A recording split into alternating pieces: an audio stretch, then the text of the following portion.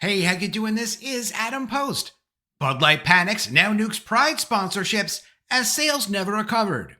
Bud Light has decided to pull the biggest sponsorship available for Pride parades, the one in San Francisco. They've been following it for years and paying into it for years, and all of a sudden they decided they don't have the money for it. I can understand why they would pull back. Things have not been going that great. Their sales are not back up since the Dylan Mulvaney fiasco. But it makes you wonder, if they were never committed to this in the first place, then why did they ever invest in this in the first place?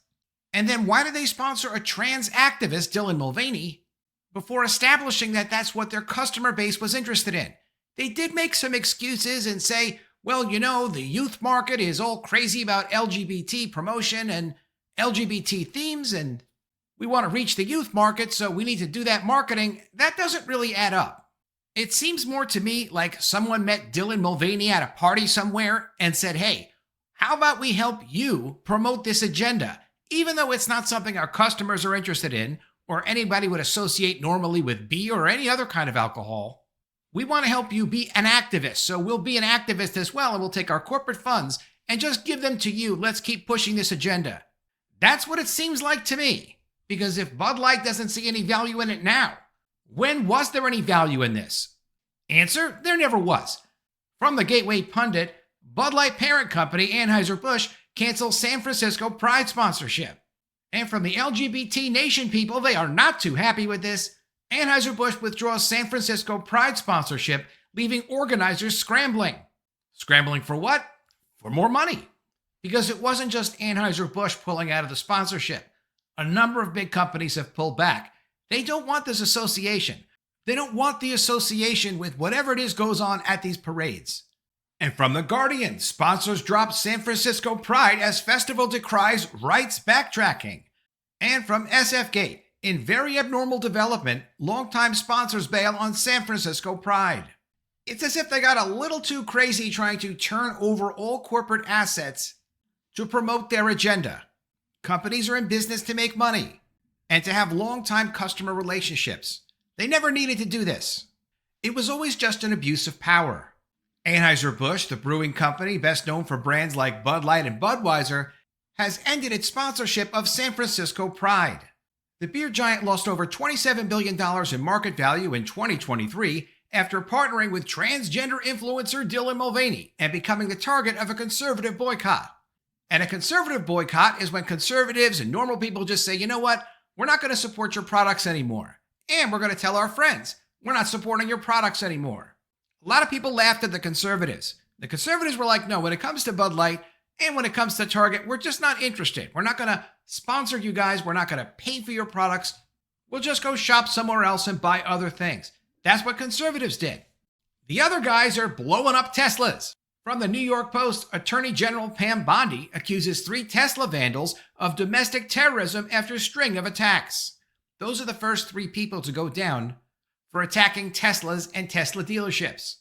And these weren't just people that keyed cars. One of them threw multiple Molotov cocktails, those explosive devices, at dealerships and cars. That's extremely dangerous. That's not exactly a boycott. A boycott's like when you say, look, I'm just not going to support your business. And everyone's like, okay, well, we understand that. We are sad to lose your business, but maybe you'll come back and support us someday. No, these guys are out there blowing up cars, shooting at cars, breaking into dealerships, and terrorizing people on the road. That is domestic terrorism. Other companies, including Comcast, Smirnoff, and wine company La Crema, have also withdrawn their sponsorships, resulting in a reported loss of approximately $300,000 in funding. The whole parade is like $3.2 million for them to put on, so it's almost like it's 10% or so of their funding. They can figure out how to make up the difference, or maybe they could scale back some of the nonsense of what goes on at that parade. Anheuser-Busch cited financial constraints as the reason for pulling its support, a reason echoed by other withdrawing sponsors. San Francisco Pride's executive director Suzanne Ford told SF Gate that the withdrawals are very abnormal. Quote, I just interpreted that companies are making decisions that at this time it's not good for them to be sponsoring Pride, Ford told SF Gate. Quote, I think it's this political environment and that they thought that this was a risky decision. But that's just me reading the tea leaves. I think for a long-term sponsor, not to sponsor us, they're responding to what we are. And that is the part about it that says, look, if you're a long-term sponsor, then why did you just stop sponsoring them? Were you there just to promote their ideology, or were you there really because you were after customers? I don't trust these big companies anymore. When I see them doing things that doesn't make sense for business, it has a really strange vibe to it. It's an abuse of power. It's pushing ideology. And that's not what companies were ever designed to do. Ford announced earlier this month that SF Pride was ending its relationship with Meta, also known as Facebook, because Facebook did not align with the event's values. The Facebook parent company recently ended diversity hiring and relaxed its content moderation. San Francisco Pride is one of the largest LGBT events in the world and will take place June 28th to June 29th. And from The Guardian, sponsors drop San Francisco Pride as festival decries rights backtracking. Getting sponsorships is not a right. You have to earn sponsorships when you're trying to promote an event. Of course, the comment is likely referring to a larger attitude of people wanting to be left alone and not participating in whatever ideology is the latest thing that the progressives are pushing, which is, of course, everybody's right, every parent's right to protect their children from it. People can go off and do whatever it is they want to do as long as it's legal, but you don't need to participate in it, unless you want to. Comcast, Anheuser-Busch, and others cancel funding as the U.S. becomes increasingly hostile towards LGBT communities. Again, there's no hostility in saying, no, you're not going to get $300,000 of corporate money for something that is not going to create customers. San Francisco Pride, one of the largest LGBT celebrations in the world, has reportedly lost significant funding as major corporate sponsors, some who supported the festivities for years, have pulled out of the event. 4 companies, which include Comcast and Anheuser-Busch, among others, and provide hundreds of thousands of dollars in funding, told the organization that they could no longer afford to offer financial support, which is a little bit strange. And I guess that gets them out of having to explain, like, yeah, this is not good for business. You know it's not good for business. Stop asking us for money. Go push your ideology with your own money or other companies that also want to push the ideology. Suzanne Ford, who runs the organization, had this to say, quote, the backtracking on rights for the LGBT community certainly have to be part of any corporation's calculus on whether they give us money, so I can't pinpoint the exact reason, but as we all now know, it's more difficult than ever to stand up and say you support rights of LGBT people. No, you can. It's just literally impossible to stand up and say you support LGBT rights and expect everyone to say, okay, great, that's terrific, and then participate and dance with you in parades. Like, no, we're not interested in doing that. Dance around in your own parades, pay for your own parades, stay away from our products and services that we're interested in, because if you damage those products and services with these associations, we're no longer going to buy them. That's all anyone is saying. And it's always like tried to be turned into something else. There is no hate involved in saying, I do not want to participate in whatever it is that you guys have decided you want to participate in. Leave us out of it. Since taking office, Donald Trump's administration has attacked LGBT people and diversity efforts with a barrage of executive orders. No, he's done executive orders that have said, you guys can do what you want to do, but you cannot force everyone to participate in it. Trump has ordered that the U.S. only recognizes 2 sexes, which is correct, sought to ban trans people from the military, which they're still working on, and repealed policies promoting racial equity and protecting LGBT people from discrimination. Of course, when they say racial equity, they mean legalized discrimination, which we are not for in this country, and it's not going to pass anymore in this country. Major U.S. companies from Amazon to Google have announced they will end their diversity, equity, and inclusion programs. And some of the companies that are doing that because they legitimately are afraid of getting in trouble with Trump's Justice Department for pushing this ideology.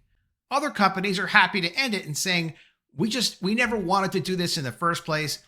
We just did it because everyone else was doing it. We were kind of forced into doing it. SF Pride recently announced it would end a longtime partnership with Facebook after the company terminated its DEI programs shortly before Trump took office. Organizers are now seeking new funding sources for the event, including to cover greater security costs. Ford has said Pride organizers anticipate more threats this year and plan to increase security. Quote, I expect people are going to be emboldened and we're going to encounter more threats this year, she said. Unless they own Teslas and they try to drive them around peacefully or just leave them on the side of the road parked safely, they're not going to have a problem. People are attacking Teslas all over the place. Not conservatives, not normal people People who have a political ideology, who like to be involved in destruction, that are trying to essentially force the government through violent acts to give up its power to govern. That's not likely to happen. And as the DEI boycott continues against Tesla, the New York Post announces that yes, Pam Bondi has 3 of the people who did these crimes, and they are being held responsible. There are people that are organizing these crimes, there are people that are funding these crimes, and we're all hoping that the FBI steps in, somebody in the Justice Department steps in, they investigate these people, and they hold them accountable, because you can't organize violent events in the country, damage people's properties, put people at risk. You can't throw around Molotov cocktails. Those are the same thing as they're explosive devices. They're extremely dangerous. You can't be doing that and not be held accountable. This is the first accountability from Pam Bondi. 3 people accused of destroying Tesla cars and charging stations are facing up to 20 years in prison for domestic terrorism, according to U.S. Attorney General Pam Bondi. Quote, "The days of committing crimes without consequences have ended," Bondi said in a statement. "We certainly hope so. Let's see what happens." Quote, "Let this be a warning. If you join this wave of domestic terrorism against Tesla properties, the Department of Justice will put you behind bars," she said. The defendants, whose cases are brought in Colorado, Oregon, and South Carolina, are accused of using high-powered weapons and explosives to destroy property belonging to the Elon Musk-owned car company, which has been targeted in recent weeks over his role in the Trump administration. In Oregon, Adam Matthew Lansky allegedly carried a suppressed AR-15 rifle while lobbing 8 Molotov cocktails, these are explosive devices that are causing these fires, at a Salem Tesla dealership on January 20th. Almost exactly 1 month later, on February 19th, investigators say Lansky returned to the dealership and shot out one of the windows and fired bullets into a car, according to Fox 12. Lansky is charged with unlawful possession of an unregistered firearm.